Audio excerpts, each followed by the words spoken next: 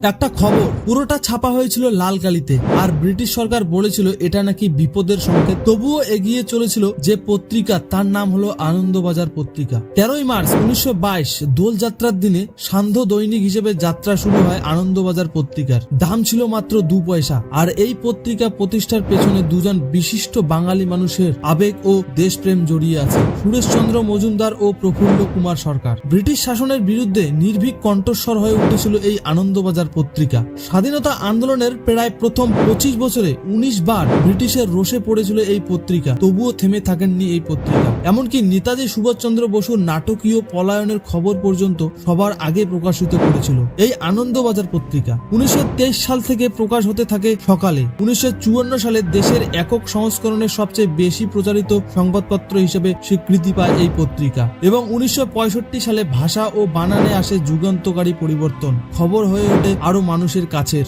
আজ আনন্দবাজার এবিপি গ্রুপের সঙ্গে যুক্ত, এবিপি আনন্দ, দা টেলিগ্রামের মতো বড় নামের সঙ্গে। এই আনন্দবাজার পত্রিকা শুধু একটা পত্রিকা নয়, এটা বাংলার ইতিহাস ও সংস্কৃতির সঙ্গে জড়িত।